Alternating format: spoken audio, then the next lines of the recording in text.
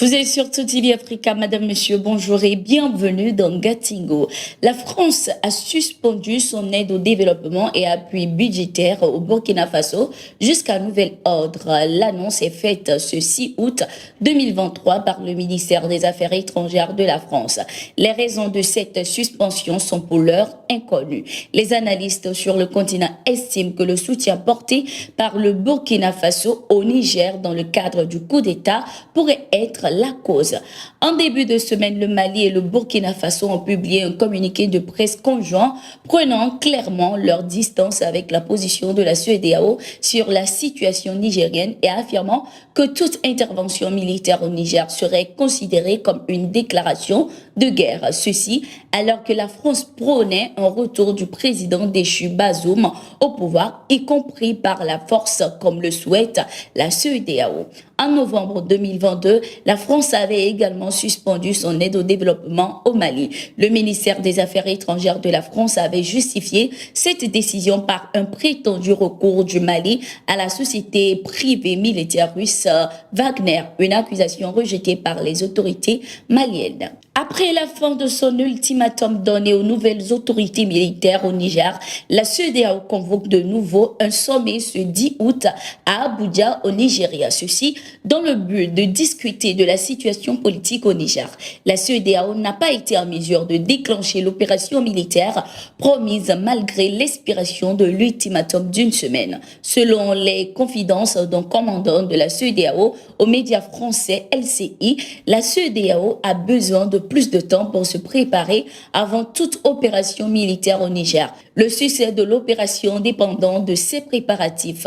Cette déclaration contraste avec celle du chef d'état-major de l'armée nigériane, le général Christopher Musa, qui avait déclaré quelques jours plus tôt que tout était prêt et qu'il n'attendait que le feu vert des autorités politiques pour attaquer le Niger. Le 30 juillet, lors d'un précédent sommet à Abuja, les dirigeants ouest-africains avaient donné un ultimatum d'une semaine aux militaires ayant pris le pouvoir à Niamey pour rétablir le président Mohamed Bazoum sous peine d'une intervention armée pour le faire, menace à laquelle les nouvelles autorités n'ont pas cédé.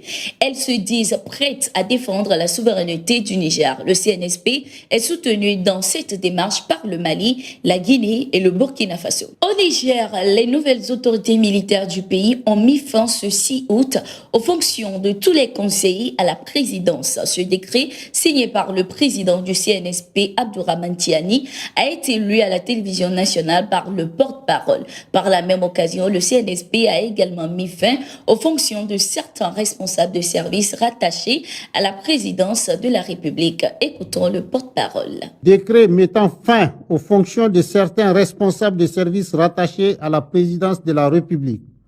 Le président du Conseil national pour la sauvegarde de la patrie, chef de l'État, décrète, article 1er, il est mis fin aux fonctions, selon le cas, des directeurs généraux, des directeurs, des présidents, des hauts commissaires, des secrétaires exécutifs, des secrétaires permanents, des coordinateurs ainsi que des présidents et membres du conseil d'administration ou de tout autre organe en tenant lieu des institutions ci-après. L'Agence nationale pour l'économie de conférence, ANEC, l'Agence nigérienne pour la modernisation des villes du Niger, AMV-Niger, l'Agence nationale pour la société de l'information, ANSI, l'Agence nationale pour la promotion des investissements privés et stratégiques, la Commission nationale de la mise en œuvre du mécanisme africain d'évaluation par les pairs, le Haut Commissariat à la mise en œuvre de l'initiative 3N, l'unité d'élaboration et de coordination du programme Pôle agro-industriel, la Haute Autorité du WAF, le Centre national d'études stratégiques et de sécurité, la Haute Autorité nigérienne à l'énergie atomique, l'Office nigérien de la population. Article 2. Le ministre directeur de cabinet du président du Conseil national pour la sauvegarde de la patrie est chargé de l'application du présent décret qui sera publié au journal officiel de la République du Niger. Signé le président du Conseil national pour la sauvegarde de la patrie. Juan Branco, l'un des avocats de l'opposant Ousmane Sonko, est expulsé du Sénégal vers son pays, la France. L'avocat franco-espagnol Juan Branco, qui a pris part à la défense de l'opposant politique sénégalais Ousmane Sonko, a été inculpé et incarcéré à Dakar ce 6 août après avoir été arrêté la veille. L'avocat de 33 ans a été inculpé pour attentat, complot, diffusion de fausses nouvelles et actes et manœuvres de nature à compromettre la sécurité publique ou à occasionner des troubles politiques graves. En juillet, le gouvernement sénégalais a lancé un mandat d'arrêt international contre l'avocat. Après avoir revu la compilation des déclarations écrites et postes à travers tout support du CIE, Juan Branco, il a été relevé des éléments qui manifestement sont de nature à engager sa responsabilité pénale.